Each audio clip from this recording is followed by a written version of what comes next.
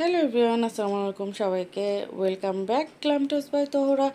আশা করছি অনেক সবাই ভালো আছেন। অনেকদিন পর আবার একটি ব্লগ নিয়ে এলাম। এটা অনেক দিন আগের, দেখা গেছে কবে হবে এটা, আসলে আমি সত্যিই ভুলে গেছি। অনেকদিন আগে, এটা রোজার ঈদের পরপর। হ্যাঁ, রোজার ঈদের পরপর।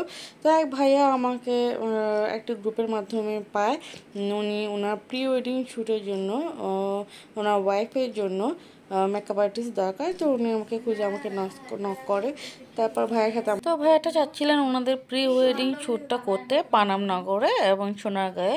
তো আপু ভাইয়া বলছিলেন যে আপু তো ফরেনার, তো উনি তো শাড়ি পরতে পারেন না, তো আপনি কি আমাদের সাথে পানামনগরে যাবেন শুধু আপুর শাড়িটা চেঞ্জ করে দিতে। আমি বলি ওকে, ঠিক আছে ভাইয়া, যাওয়া যাবে, কোনো সমস্যা নেই। আমি রাজি হয়ে গেলাম। পরে বললো যে আসলে আপু আমার ছোটো বোন আছে, ওর তো এক্সাম, আমি ওকে আনতে পারিনি।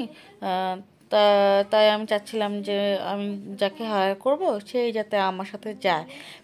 তো ভাইয়াদের সাথে মেকআপ আমি মেকআপ আর্টিস্ট হিসেবে আমি যাই। তারপর হচ্ছে ফটোগ্রাফার ছিল, উনি গাড়ি নিয়ে আসেন, সেই উত্তরা থেকে গাড়ি নিয়ে আসেন। এবং তারপরে ওইখানে পানামনগরে যে পারমিশন নিয়ে তারপরে আমরা ফটোশ্যুট শুরু করি। আমি না, ভাইয়ারা যারা ফটোশ্যুট করতে এসেছিলেন ভাইয়ারা ফটোশ্যুট করে, আর আমি ভিডিও করছিলাম। তো আমি প্রথমে আসলে বুঝতে পারিনি যে প্রথমে যাব কি যাব না, কিন্তু ভাইয়ার কথা বলার ধরন, আসলে আমি অনেক মানুষের সাথে মিশেছি, তো একটা মানুষের কথা বলার ধরন শুনলে বুঝে যায় যে কে আসলে রিয়েল, কে ফ্যাক্ট। তো ভাইয়ার কথা শুনে আমি ভালো লাগলো। উনি ওনার ওয়াইফের জন্য করলো, তারপর ওয়াইফের ছবিও দিল। তো তাদের প্রি ওয়েডিং শ্যুট করতে চাচ্ছে, তারপর তার একদিন পরেই তাদের বিয়ে। তারপর উনি চলে যাবে বাইরে, আবার বড় প্রোগ্রাম যখন করবে তখন আমার বাংলাদেশে আসবে। তো ওই ভাইয়া সব কিছু রেডি করে সব পারমিশন নেওয়ার পর আমরা এন্ট্রি করি। ওই সব খরচ ভাইয়াই করেছিল। এখানে এন্ট্রি যাওয়ার কস্টিংটা ভাইয়া ছিল। আমি আর আমার বড় বোনের মেয়েকে নিয়ে যাই। তো ভাইয়াদের যে শ্যুট করছিলাম আমার ভালো লাগছিলো, একটু একটু করে ভিডিও করছিলাম।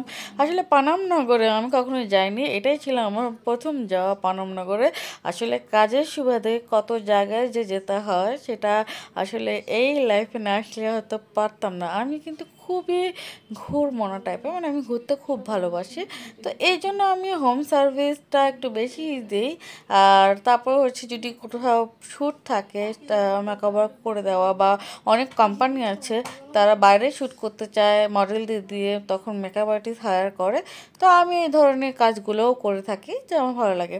তো পানামনগরে দেখলাম যে ঘরগুলো, বাড়িগুলো, থাকার বাড়িগুলো সামনের দিকে, আর পিছনের দিকে ছিল আরও কিছু ঘর, হয়তো রান্নাঘর ছিল।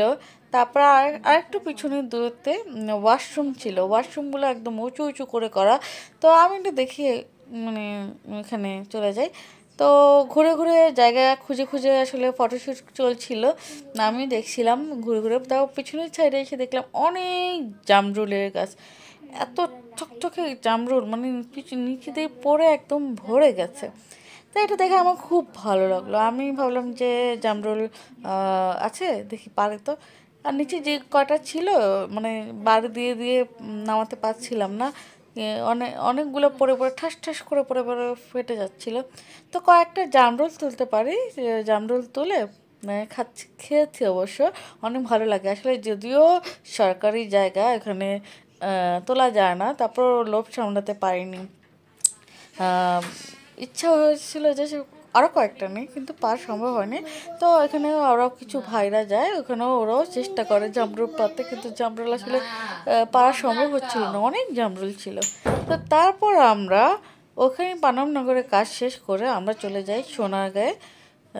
সোনারগাঁয়ে যাওয়ার পর ওখানে বেশি শ্যুট করা সম্ভব হয়নি। তো ওইখানে ফটোশ্যুট করতে দিচ্ছিল না। আর হচ্ছে অনেক ইয়া ছিল ওখানে, আবার নিয়ম মানতে হবে। তো ওই জন্য আমরা কয়েকটা বাড়ির দিকে কিছু শ্যুট করে চলে আসি ব্যাক। তারপর বাসায় ব্যাক করি। আমি খুব টায়ার্ড ছিলাম, এই জন্য ঘুমিয়ে গিয়েছিলাম। বাকি রাতটা আমি কোনো শ্যুট করতে পারিনি। সন্ধ্যা হয়ে যায়, সন্ধ্যা 7টা বেজে যায়। আমি যখন আমার বাসার এরিয়ার কাছে আছি, তখন ভাইকে বলছিলাম আমাকে নামিয়ে দিন, আমি চলে যাই। ভাইয়া বললো না, আমরা কেউ লাঞ্চ করিনি, আমরা খাবারটা খেয়ে নিই। তো একটা হোটেলে উঠে আমরা খাবারটা খাই, সবাই খাওয়া শেষ করে চলে আসি। এবং ভাইয়া আপুরা দুজনেই ছিল অনেক অনেক অনেক ভালো একজন পার্সন।